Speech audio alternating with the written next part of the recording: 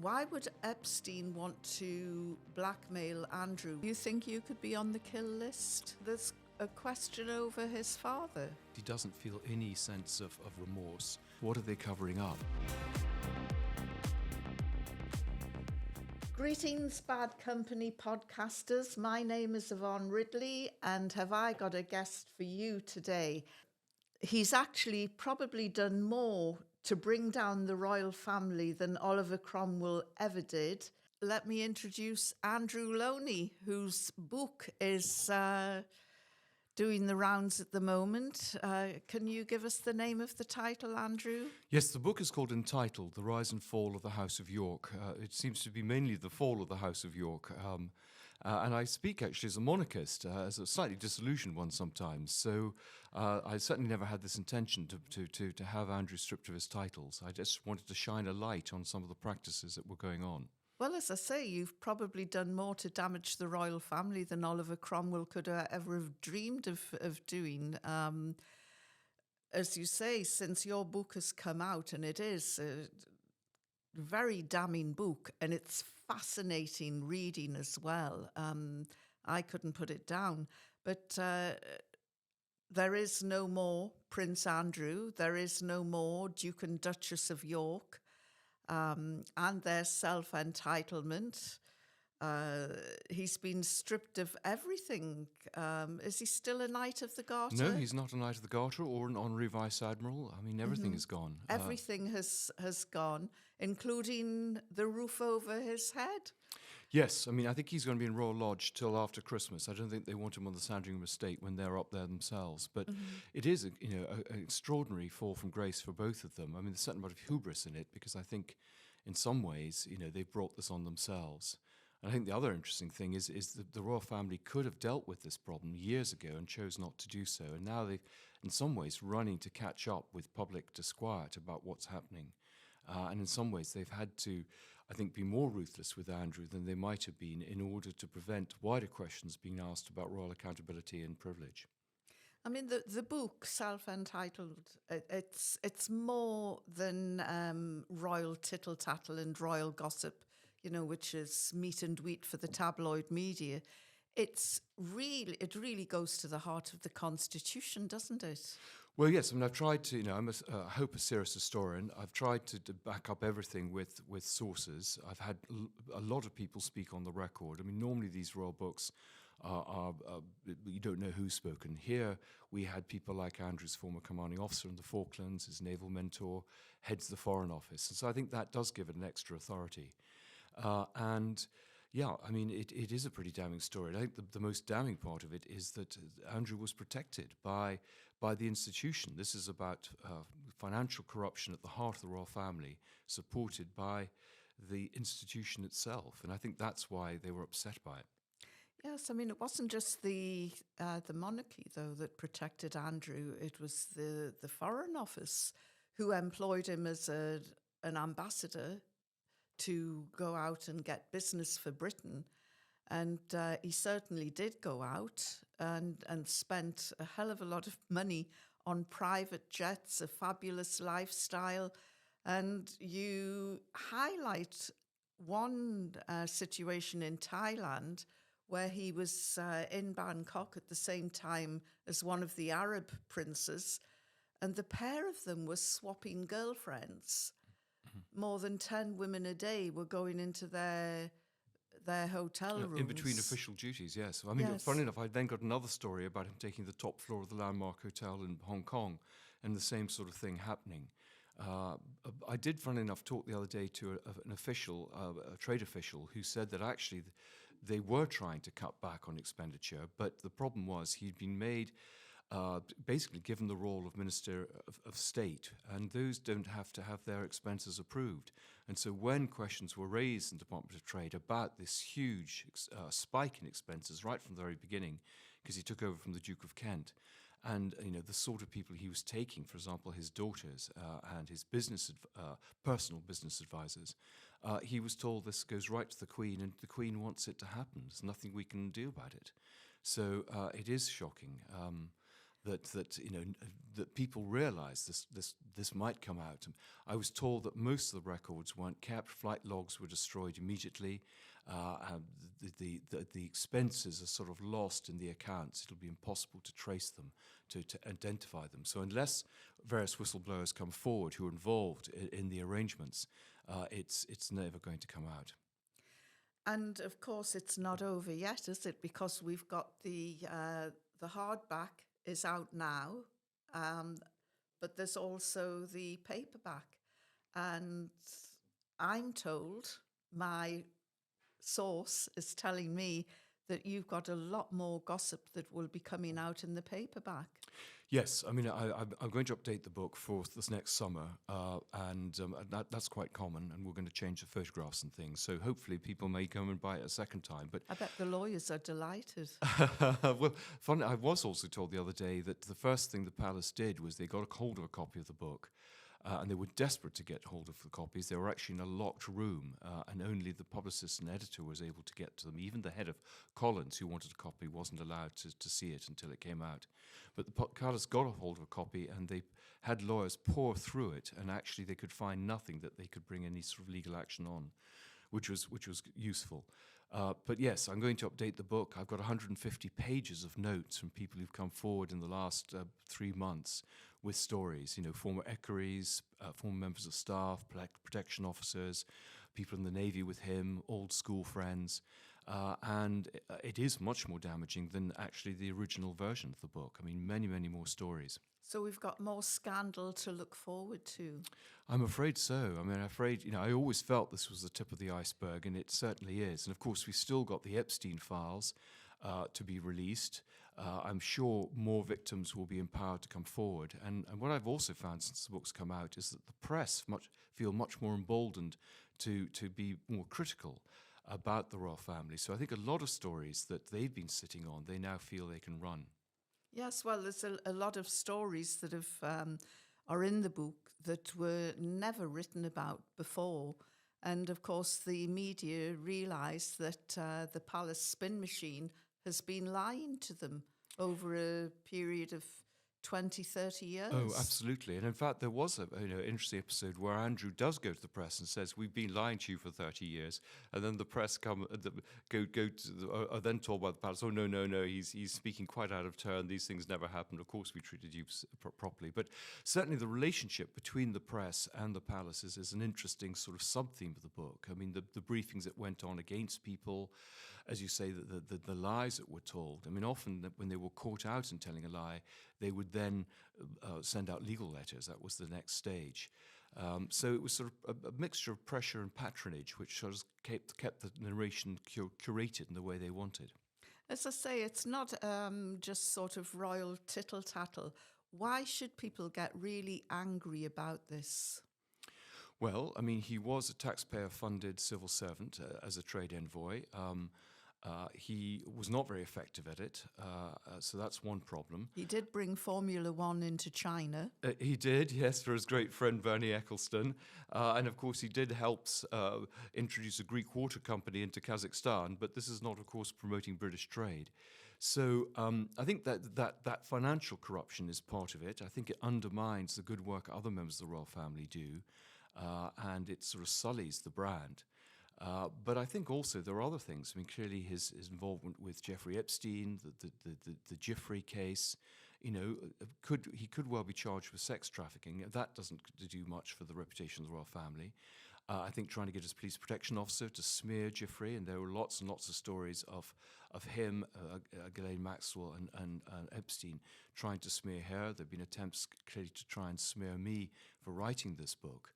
Well, I was going to say, is anybody talking to you at the moment apart from me? Yes, people are talking. I mean, as I said, people are coming forward that I never expected. And I'm always slightly suspicious, when, let's say, a former equerry comes forward. Is this a fishing expedition? Is this an attempt to plant disinformation to undermine me if I run it? Is it motivated by the fact that, I don't know, they had a bad experience with Andrew and they're getting their own back? I mean, perfectly legitimate reason to speak to me, but you kind of need to know where they're coming from. Or is it that they generally feel that actually these events should come to light? There has to be some public accountability.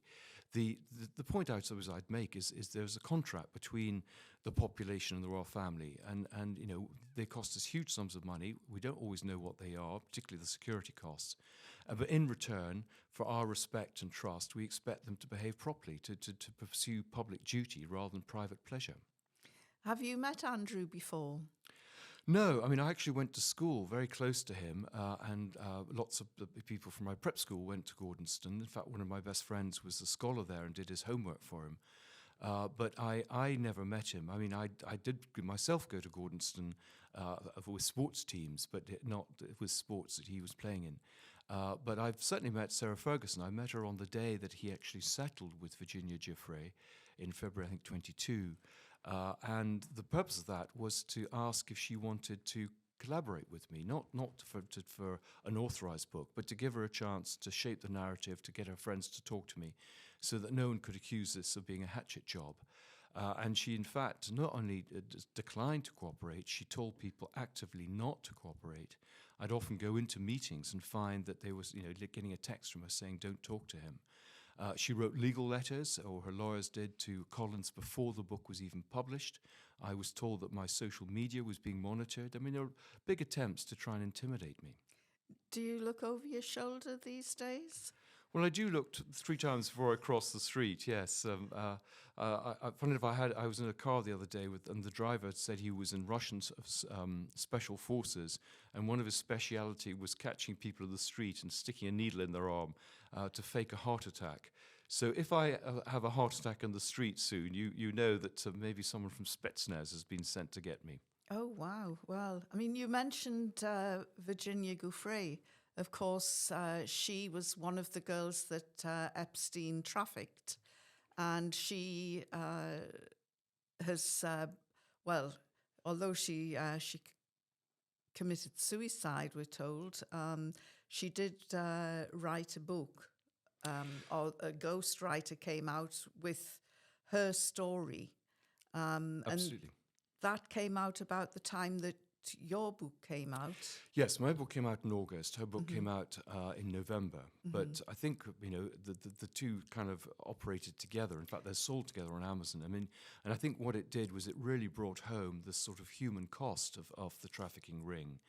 As you say, I mean, she was trafficked to him. He kind of ordered her out of a catalogue. And she wasn't the only one. I mean, there are other girls, I think their names will eventually emerge, other girls who are even younger than Virginia Giuffre. Yes, he is supposed to have paid her £12 million, even though he still claims, "I've never met the woman." I mean, I've never met Andrew, but I don't expect I'm going to get a check for £12 million. Yeah, I think the problem was he began with a lie when the photograph emerged, when she was traced by Sharon Churcher in 2011. And Churchill was a very smart journalist who realised that this Jane Doe 102 had involvement with someone in the British royal family, and found her in Australia. She gave the interview, and Andrew, we know from other correspondence, publicly he said, "I've never met this woman." I mean, that's particularly one of the claims he made in the Newsnight interview. But we do know from email correspondence that he was actually discussing, what do we do with Giuffre? How do we, kind of neutralise her? They brought in a PR firm to work on it, and then there was discussions between the three of them, Epstein, Maxwell, and him. And we now know from recent leaked emails that he himself has said that he believed the photograph was genuine, which of course it is, and there's plenty of evidence to support that. They didn't have the technology at the time to forge it. But this is, of course, very useful evidence to show that to back up Giuffre's claims that she was sent to him. We've got the date stamp on the back, which fits with the timing that she said. The Lolita flight logs fit in. In fact, I have witnesses who saw him at Tramp that night. The protection officer on the North Gate knew that he came back that night to Buckingham Palace. There's no one who will actually say he went back to Sunninghill that night. So, I mean, the evidence is pretty overwhelming. But I think the thing is, once he told that lie, he had to stick with it, even though it became much more untenable as time went on. And of course, we all know now that he sweats. I think you refer to his sweating profusely at least 3 times in the book. Yeah. Well, I think there's a picture of him in the book with him sweating. I mean, this was taken at the time. I mean, this was a ridiculous thing. It wouldn't have, it was a sort of side issue. She said that he sweated, but he made all sorts of claims. He claimed to be at Pizza Express in Woking in the afternoon. Somehow that would preclude him being at a nightclub at 9 o'clock that night. So, I mean, there was what's so odd about it is he told lies he didn't need to tell, which of course only undermined his story. Who advised him to do that interview with Newsnight? Well, Because that was an absolute disaster. it was. Of course, it encouraged her to bring her civil suit, and that was the beginning of the end for him. Well, it was his secretary, Amanda Thirsk, and I think his daughter Beatrice. Everyone else, Jason Stein, for example, his PR man, said, don't do it. And the advice with these interviews is prescribe the limits, vet, the questions, prepare for them so that you can answer everything. And they did none of that. I mean, I think also one of the disclosures in the book was that actually it wasn't Newsnight who'd actually had the great coup here. It was Panorama. Panorama had been investigating Andrew for probably about a year. They had an interview already with Virginia Giuffre, and it was that right to reply with the palace that alerted the palace that they kind of needed to kind of neutralize the Panorama story. And so they actually offered the interview to Newsnight, who had been talking to them about a completely different interview to do with his Andrew's charity pitch at the palace, and nothing to do with Epstein. So Emily Maitlis and people have made reputations, I think, slightly unfairly when the credit should go to the Panorama team. Well, and your book, of course. There's been lots written about the royals, but I can't remember any book having the impact that your book has had. It's been like a ticking time bomb within the royal family, and we're led to believe that the Prince of Wales, Prince William, has led the charge to have Andrew airbrushed completely out of the royal landscape.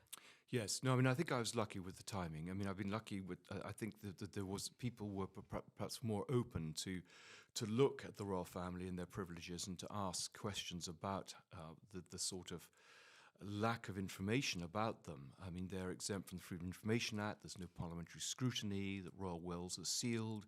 There's no royal register. Their finances are very opaque. And in the way that Trump sort of came to power in America to clear the swamp, I think there was a sense that elites were operating in their own interests in this country.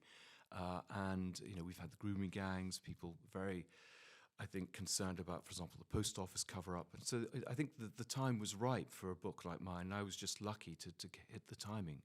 But you're absolutely right. I mean, William, I think, wants to come to the throne. He may come much sooner than everyone expects. And he wants to have the stables clean when he gets there, with a clean slate. And so in some ways, his father's job is to do that. But I think Charles has been very reluctant to do this. I mean, even a few weeks ago, Andrew was allowed to make that statement, denying the allegations against him, saying that he had voluntarily stepped down when actually he'd been forced to step down. And none of those privileges had really been taken away from him. And it was only, I think, with the king being heckled at Lichfield, and I think worries about further disclosures from the Epstein files, which are now being released, or some of them, that they realized that they needed to get ahead of the story. It's been pushed very much by social media, by public pressure, and I think the press has realized that and has then kind of moved in on it. And even Parliament, I think, was slow to realize the strength of feeling. There was a time when they were putting out three-line whips to MPs, that they wouldn't, for example, have a parliamentary debate on the Crown Estate. And because of constituents' pressure on the MPs, they're now coming round to that. And I hope we're going to come round to the fact that they will be able to ask questions about the royals. I mean, it was extraordinary that Andrew had this role as a trade envoy, and yet there was no scrutiny of whatsoever. Well, that brings me round to the Epstein files, because it is being openly said that Epstein was in the business of blackmail. And here he had Prince Andrew philandering with one of his girls, and there was the photographic evidence. there's also a suggestion that Epstein videoed quite a lot of these encounters. Andrew, as you portray him, wasn't the sharpest tool in the box and was probably very easily manipulated. Why would Epstein want to blackmail Andrew? What value could he get out of Prince Andrew? Well, Epstein traded in information, and he got this information by doing people favors, but also by compromising them. I mean, there's lots of evidence that there were tapes and cameras in the house. But who was he doing it for? Well, I think he was doing it for himself, but of course, intelligence agencies around the world, given the sort of people he was dealing with, I mean, Bill Clinton and Bill Gates and Ehud Barak, people like that, I mean, they would be interested in any information he might have picked up from them. And indeed, even Andrew, I mean, he was in the MOD for a while. He would have been briefed for, as this time, as a trade envoy, for example, doing arms sales. So he would have had, of course, royal gossip, who knows. So, I mean, there were tapes there. People were caught. They were always finding reasons to compromise them. Peter Mandelson, of course, had to resign as British ambassador in Washington because of his very close links to Epstein. And I think what Epstein would do, he would find the vulnerabilities in someone and then cater to them. So either it would be lending them money, placing them under obligation to him, or he would have a honey trap. I think the other thing is that Andrew walked into these honey traps not just from Epstein, but also from most countries. I mean, there's a lot of evidence, for example, that he was caught in Russia, but certainly in China, I understand, in Libya, in the Middle East. And I think others were probably caught too. I mean, there are all these wild orgies on the island. I mean, Virginia Giuffre talks about one with Andrew and 8 young girls. And there were other people, I suspect, other well-known people there. And one of the reasons that Epstein originally, when he was arrested in 2008, was basically given a sweetheart deal by the authorities is that because people said he's intelligence, he's useful to us and we need to protect him. But, the tapes, I mean, lots of girls have seen the tapes and seen the room where they were prepared, and the operators, a woman called Juliet Bryant has talked about it, and I think another called Sarah Ransom. And there's a story of the Palm Beach police picking these tapes up when they raided the home in Palm Beach of Epstein. And some of that material is still with the FBI. Some of it was given to a policeman called Mark Dugan for safekeeping, and he took it to Russia, where it seems to have found its way into the hands of Putin. So there's plenty of compromat out there, and I think what amazes me is it hasn't emerged more publicly. Yes, I mean, I'd heard that Putin had somehow got access to these files. Is it too much of a stretch to look at the way the President of the United States is seemingly being quite sympathetic towards Russia? Sympathetic is yes, the word. Yes, absolutely. No, Trump has been heavily compromised. Uh-huh. We know that from Craig Unger's book. We know it from the Christopher Steele book and memo. I mean, there's plenty of evidence. Trump may deny it, but there's plenty of evidence of his links to the Russian thing. And I think one of the other things is this element of national security, which hasn't really come out. I mean, there was concerns about the alleged Chinese spy Ten Bo, but I think there's several people with very close associations to the regimes in North Korea and China who have been infiltrating the Yorks, often by giving them money to be directors of their firms, for example. There's a man called Johnny Hon, who was paying Sarah Ferguson, I think, £270,000 a year. Now, neither he nor Sarah Ferguson would explain what that money was for. Sarah Ferguson, out of the two of them, who do you think is the most untrustworthy? Well, I mean, the focus in the press has been very much on Andrew because I suppose, as the son of the Queen and the Giuffre story and Epstein. But actually, there were more numbers for Sarah Ferguson in Epstein's little black book than for Andrew. She was a regular visitor to particularly New York. There was actually a suite of rooms called the Britannia Suite where they would stay. She spent a lot more time in New York than Andrew did. She was the person, I think, who was friendly with Ghislaine Maxwell and then introduced Epstein to Andrew. So she's a pivotal figure here, and she's kind of gone under the radar. And I think there needs to be a little bit more scrutiny of her and her activities. Indeed, Ghislaine Maxwell, in an interview, claimed that Fergie had the hots for Epstein. Of course, he was paying a lot of her debts. She did have these sort of fantasy relationships with rich and powerful, successful men. You know, she had it with John F. Kennedy, who she had this idea she would marry. He would become president, and she'd become first lady. She chased Tiger Woods across America. She chased Kevin Costner. I think there was an Austrian tennis player called Thomas Muster. She actually flew to Australia to see him. So there's a whole part of the story which hasn't really been covered. And you know, she was part of Andrew's downfall, because I don't think one of the reasons he got so involved with Epstein, one of the reasons for that visit in December 2010 when he was pictured walking in Central Park, was to ask for more money for Sarah Ferguson. Yes, I mean, the detail that you go into with Sarah Ferguson, the thing that really made my blood boil, which backs up the title of the book, entitled, is the fact that she went on a shopping spree in New York and had 51 extra suitcases of excess baggage. Yes, people said she was even more extravagant than Joan Collins. But I mean, also, she would have cars take her to the airport, and there would be one car just loaded with luggage. And indeed, I think one of the suitcases just had coat hangers in it. But she had this strange thing that she was very indecisive, and so she couldn't decide which colour jersey she wanted. She would just get 8 of them. Mm-hmm. And there are even stories now that one of the reasons it's taking time to move out of Royal Lodge is there's so many unopened Amazon parcels. She'd order things and not even open the parcels to see what was there.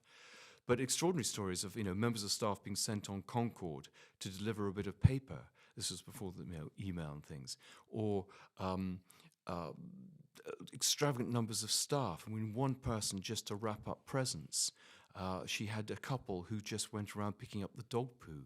I mean, extraordinary sort of folie de grandeur that she had. The waste of it, what people seemed most upset about actually was the waste of food. I mean, she would prepare meals and then decide not to eat them. She'd prepare a choice of meals and then go out to a restaurant. She would insist on staff working late, for example, in the chalet in Switzerland, to prepare a meal, and then actually at the last minute decide to go off and eat in a restaurant. And Andrew would do things like this. You know, when he was a trade envoy, there would be a program fixed for him 6 months in advance. He'd turn up and he'd say, actually, it's a sunny day, I want to go and play golf. And they'd have to cancel the whole program. Or he would leave early and not give the speech he was supposed to give. I mean, a total sense that the rules didn't apply to them.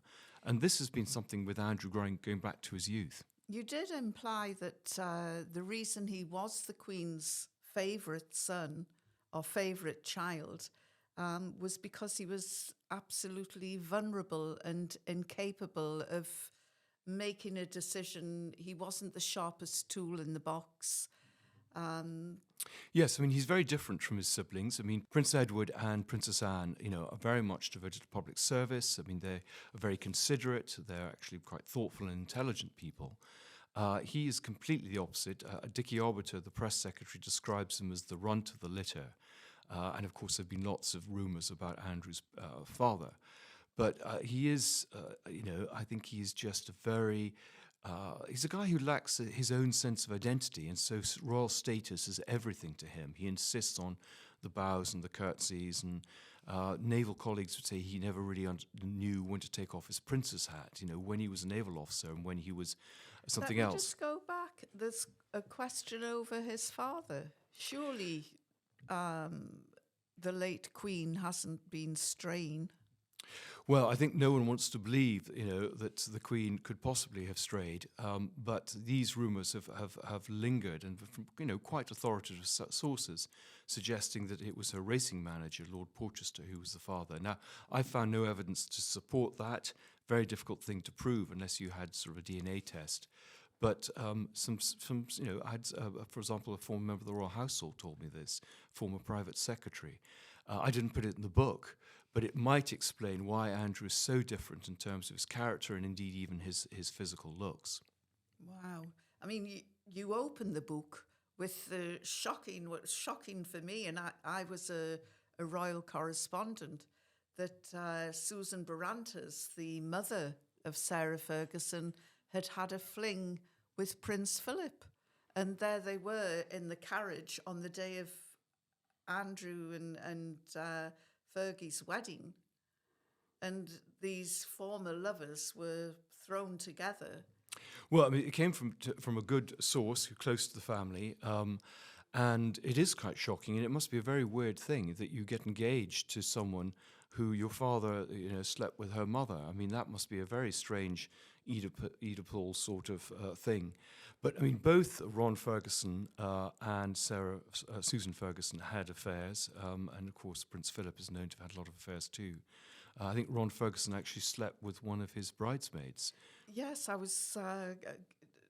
In fact, no. Maybe we shouldn't go down that route. The lawyers will be getting nervous, right? We won't name names at this stage, but I mean, this is, the Windsors are one of the most dysfunctional families, and so should we be that surprised that Andrew and Sarah Ferguson were just on the make? I mean, they made millions, they spent millions, they owed millions. The Queen bailed them out innumerable times. Where are we at the moment with their finances? Well, I mean, one of the reasons I like writing about the royals is because they are so dysfunctional and they are different, and the rules don't apply in the same way. And I think, their sexual activities is, again, the more I get into royal books, and I wasn't originally a royal historian, I wrote about a literary biography and books on intelligence before, is that they don't feel the rules apply to them in the way they do to other people. And I think because there wasn't any scrutiny, Andrew and Sarah were able to make this money quite shamelessly. And clearly, if there was a bit more scrutiny, that would prevent this happening in future. And of course, if they shouldn't worry about this. If they're behaving well, then they shouldn't need to worry about scrutiny. Where are the finances now? Well, good question. I think Andrew is being paid large sums of money to move out of Royal Lodge. He had an iron cast lease there. The only way they could get him was to basically persuade him through money. And pressure on what might happen to his daughters if he didn't play ball. She's just sold for £4 million a house in Belgravia. They sold a Swiss chalet for £18 million only a few years ago. Well, there was something dodgy about the Swiss chalet as well, wasn't there? Well, I think that what was odd there was that the woman, Isabel de Roure, who had sold it to them, hadn't actually got all her money. They couldn't afford it all. And she basically wrote off the debt because she said that they were short of money, and they then promptly went and bought this house in Belgravia with the money they'd saved. So the thing is, they plead poverty, they plead being victims, and they're not. They're playing everyone the whole time. The finances are there. The business is still going on, I'm sure. And though people might claim that their credibility is lacking, in places like the Middle East, they still carry some weight. And we see, in some ways, the baton has been passed on to the daughters. Beatrice, particularly, is doing a lot of work in the Middle East. She was out promoting a Saudi bank the other day. I think she was involved with Pitch at the Palace in the Middle East. The Rowlands have developed a big operation in the Middle East with a banking license that was fast-tracked for them because of their connections with Andrew. So, the finances, of course, difficult to tell. We get these odd little glimpses, often from things like court cases. There's a case in the High Court in 2022 with a man called Selman Turk, who was being sued by a Turkish millionairess for misappropriation. He had misappropriated funds she'd given him to invest. But one of the side issues there was that £1.3 million would be given to the York family, including 250 to Sarah Ferguson, and I think 25,000 paid into one of the daughter's accounts, which none of them could account for. And this was all shut down. The press didn't really cover the story. But what was that all about? And time again, looking at their accounts, you have the sense of them running all these companies which are not properly audited because they claim not to have had any transactions through them. And that is, I was told by forensic accountants, is an obvious example of money laundering. But there seems to be no shame at all from either of them. No great apology. In fact, the infamous toe-sucking or toe-licking incident with the American financier who was in France, and there were these shocking pictures of Fergie cavorting with this... It was John Bryan, yes, in John South France. Bryan. The day that those pictures came out in the Daily Mirror, Fergie was with the royal family.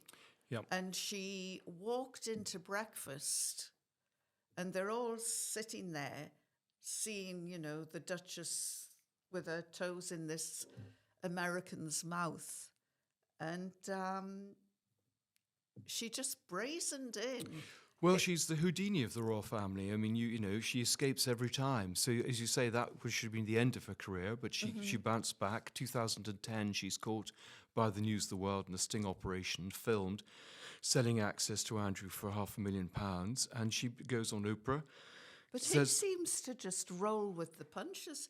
He doesn't seem capable of standing up to her, saying, what the hell are you doing? You know, they're in it together. I mean, you know, she was selling access to him, and that could only work if you know, he was going along with it. I mean, of course, they protect the principal, and she sort of took the blame. But I mean, he was deeply implicated in this.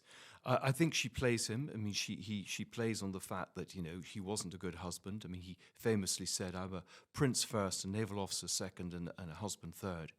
And so that's how she's been able to stick close to the royal family and to him, to continue to live at Royal Lodge. And because, of course, that's her calling card for her business activities, the fact she's a duchess and she's still close. But they are shameless. I mean, he is not gone away from Royal Lodge with his tail between his legs. He's kind of held out for the best deal he can get, you know, staff there, guarantees for when William comes to the throne. She's running stories in the press about giving tell-all interviews to newspapers or television programs or writing a book. I don't think she'll do that. I mean, but this is all part of the negotiation to get some sort of settlement so that they'll buy her a house or give her some money. You know, they are pretty shameless how they operate. And I mean, that's why it's so odd. You see them supposedly happy families going to Sandringham or going to the church at Balmoral, and yet behind the scenes they're busy briefing against each other and trying to, in some ways, blackmail each other. But there's a real dark underbelly to this. You know, going back to Epstein, hundreds of young girls underage were trafficked by Epstein, a convicted paedophile, and now that we're beginning to see the emails between Andrew and Sarah Ferguson towards Epstein, it's bile-inducing. They're telling the media, oh, he's a bad man, we want nothing to do with him. Then they're sending him emails saying, oh, don't take any notice of what's said in the media. You're still our great friend. Exactly. Well, I mean, that's one of the things I think I've revealed in the book, that they claim their relationship began with Epstein in the late 1990s. It was pretty perfunctory. And what's very clear is it began probably a decade earlier and continued long after they claimed to have broken off contact in 2011. I had the doorman of one of Epstein's flats say that Sarah Ferguson was staying there as late as 2014. So 3 years later, she was staying there on a pretty regular basis, sometimes twice in a month. So you're absolutely right. What they say in public and what they do in private are very different. And one of the things I learned in the course of the 4 years research was not to take anything they said without checking it, because it was probably a lie. So yeah, I mean, you know, these people are much more unpleasant than I think that the ditzy reputation, for example, that Fergie has. And, you know, you asked, I mentioned that there's a lot more still to come out. There's a lot more to come out, I think, about their relationship with Epstein, about his activities as a trade envoy. Places like Libya, for example, were taken out of the book, Mongolia, Tunisia. There were characters in the book like Peter Mandelson who were taken out who, for legal reasons, who now, of course, can go back in. There's new information I've got, for example, a $5 million bribe in Kazakhstan. There's stories of 15-year-old girls in Kazakhstan, which I'm trying to stand up at the moment. So there's a lot there, and if people come forward and speak, and I think one of my frustrations and concerns is many people do know exactly what happened. Former heads of the Foreign Office who won't speak to me know. Former ambassadors in Azerbaijan and Kazakhstan know. Now, is there loyalty to the victims of all this, or is there loyalty still to Her Majesty's government? Do you think that the police, the British police, will investigate? Well, I hope they will, and I think they will. They haven't so far. I mean, they pretended to. There were supposedly 3 investigations by the Met into the sex trafficking allegations, including allegations brought by Virginia Giuffre herself, or complaints also, I think, from Channel 4 News. And when I asked them under FOI whether they investigated, they refused to even answer the question, which I think is quite revealing in itself. See, she's been portrayed in the media as a money-grubbing little individual, but I've read the book, and far from going after money, she was running the other way. She wanted nothing to do with Epstein or... Absolutely. I mean, she was found. She didn't come forward. And actually a number of people who've claimed that she's named them and then recanted, claimed that this is a sign of innocence. It wasn't. It was a sign that she really had enough of legal cases and just couldn't face these quite rich, powerful men who were suing her. And she just kind of walked away. It was easier to, and this happens in publishing, they settle rather than go through the hassle and the costs. So absolutely, I mean, there's a whole campaign paid for by the Maxwell family to discredit, support Ghislaine and discredit Giuffre. I mean, a man called Brian Basham has admitted paying £80,000 to an investigator called Jay Beecher to write a sort of dossier undermining Giuffre. I mean, you've got quite a few books under your belt. Most of them have a degree of academia and gravitas behind them. So this book has been quite a departure in many ways. Yes, it is. Because of the content, the sleaze and the... Did you enjoy writing it? Yes, I did, because, I mean, I was intrigued to find out more about them. I mean, it's the first book of a living person. It's the first book which relied on interviews rather than documents. I mean, one of the things, again, I discovered in the course of research is that the government claimed that all documents on Andrew will be closed until 2065, when, he will be dead and most of us will be dead. So, this is a deliberate ploy because we have a Public Records Act where this sort of stuff should be released after 20 years. So, that always makes one suspicious. What are they covering up? But yeah, I mean, I did enjoy writing it because, clearly, it was jaw-dropping, some of the stuff one found. What was the most shocking detail?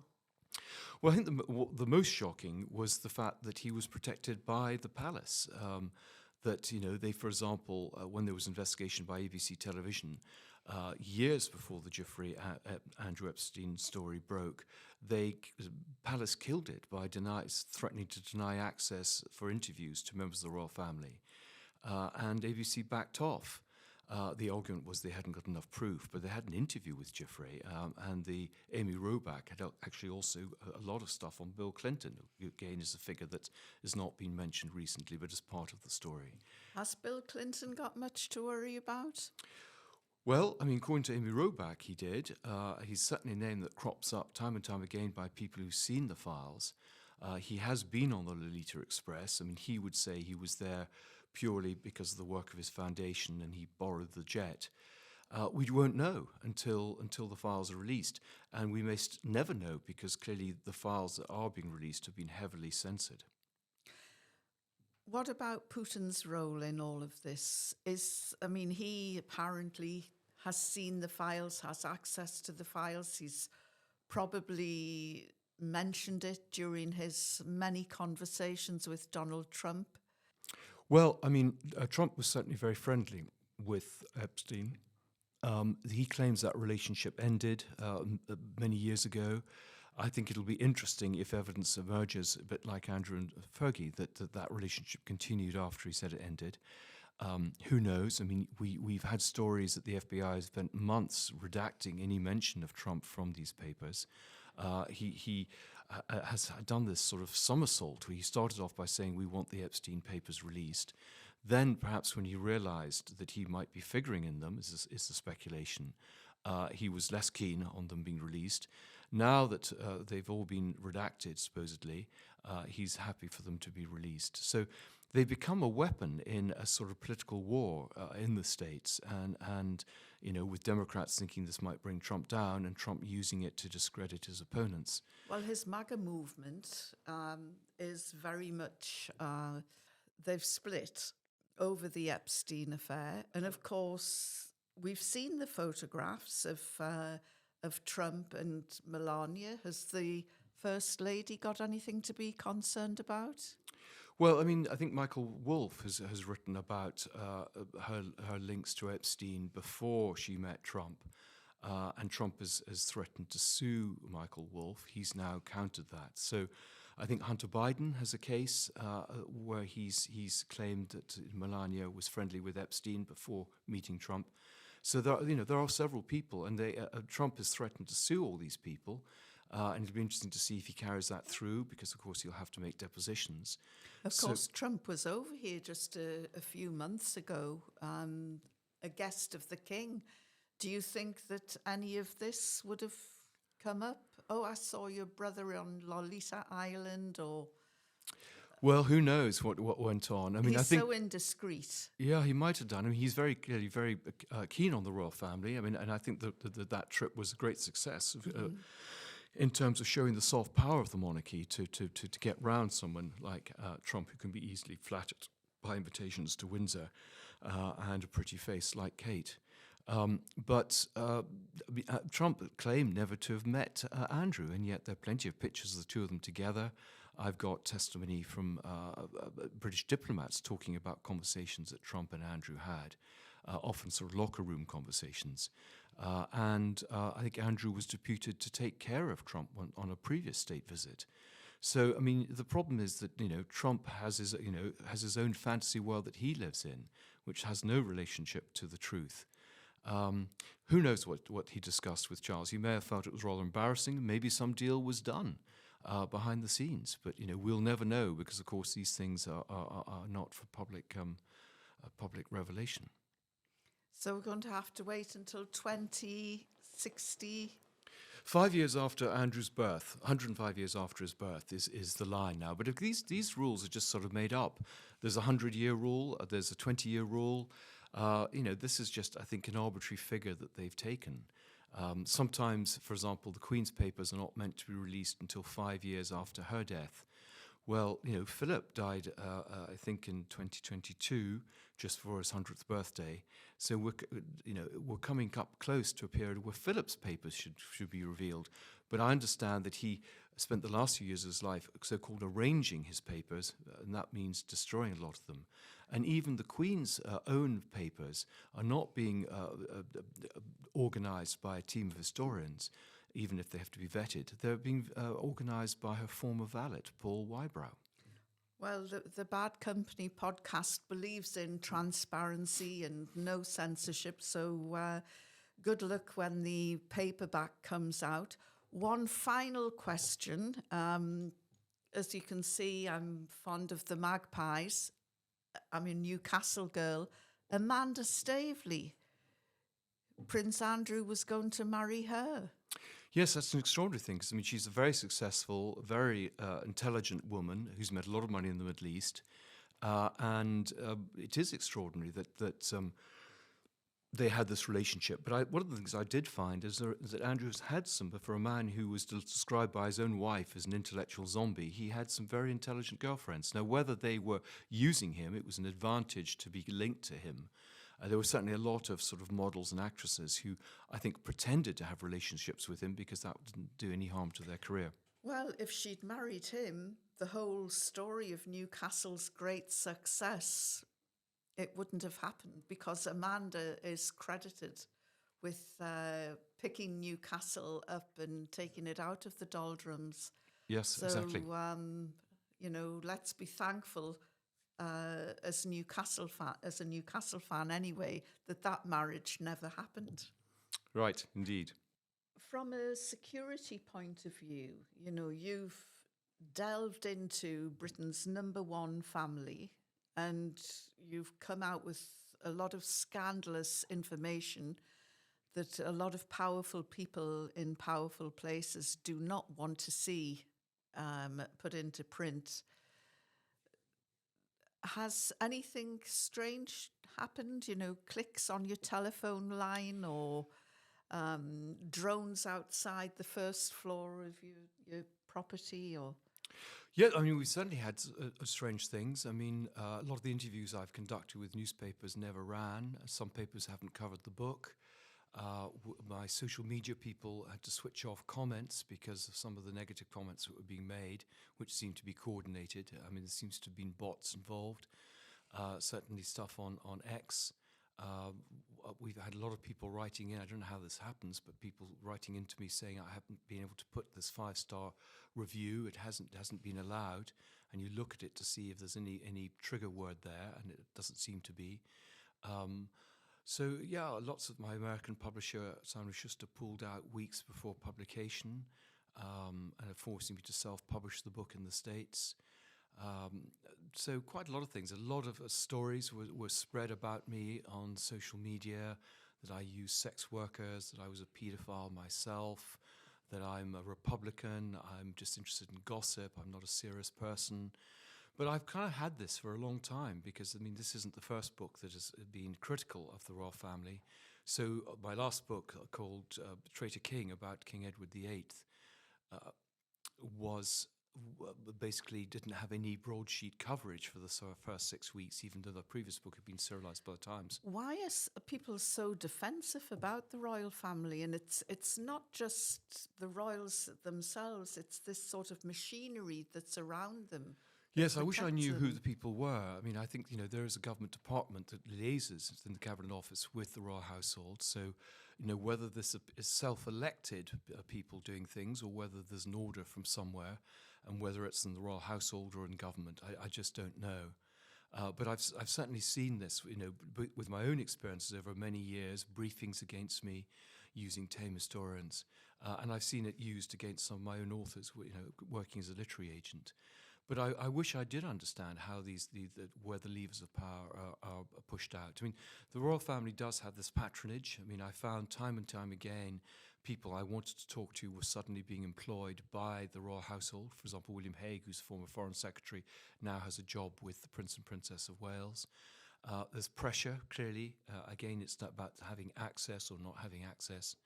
That is used, I think, to tame some of the royal historians. I know some of them were fed stories. I've heard this. I mean, journalists were fed stories about me. Some papers were discouraged not to cover the book. Certainly with Traitor King, they said there was nothing new in it when actually it was filled with new information. It was hijacked on GB News by Jacob Rees-Mogg, describing me as a salacious gossip monger who was just out to make money. Well, he's a lick-spittle toady if ever there was one. Well, exactly. No, I think they could have probably someone a bit more effective. One of the actually interesting things there was that the people were so appalled by the way he behaved that actually they went and said, I didn't intend to buy this book, but I'm now going to buy it. I mean, the nice thing is, there are a lot of people on social media who are supportive. I do go to sort of Middle England at the literary festivals, and these retired colonels will come up and say, thank goodness someone has said something about this. And a lot of people have come out of the woodwork since the book, I think, because there's now a focus for them to tell their stories, things that they didn't feel were right. And I think it was in the royal family's own interest to clean this up. Now, in some ways, ironically, Andrew has been the saviour of the monarchy because he's forced them to modernise and reform. And I think without that, they could have been in real trouble.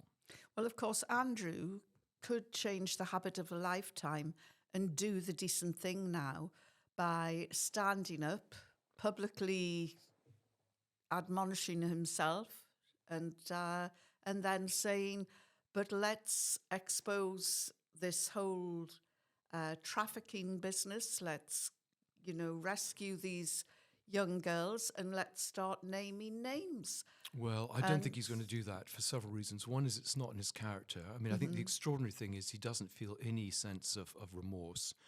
He's annoyed because he's been caught out and he's no longer got the trappings he had. But he was the man who insisted on taking out apologies and admissions of guilt in all the statements that he's made. I don't think anyone would believe him if he did say something now. That's another problem. So, it's just not going to happen. I think the other worry is, we talked about the unexplained death of Virginia Giuffre. I mean, it's said to be suicide, but there are very few details being revealed. The suicide of Jeffrey Epstein is suspicious. So is that of Jean-Luc Brunel, the model agency owner who also committed suicide in prison. And I think there is a real worry that there is a kill list. And if you were to speak out and name names, you would be in trouble. And I think this is one of the big worries that Ghislaine Maxwell has. Do you think you could be on the kill list? Well, I think if they were going to kill me, they should have killed me a while ago. Before print. Before print. I think one of the great things is Virginia Giuffre's has had her last word from beyond the grave. Andrew and others must have felt relieved when she committed suicide, thinking that was the end of the story. And here she is, she's speaking from beyond the grave. But again, even then, she's had to pull her punches. She hasn't named people because I understand she was worried about threats that could be made against her children. That suggests that this problem is still there. It didn't die with Jeffrey Epstein. I always remember when Paul Burrell, Princess Diana's butler, was charged with stealing from her estate after her death.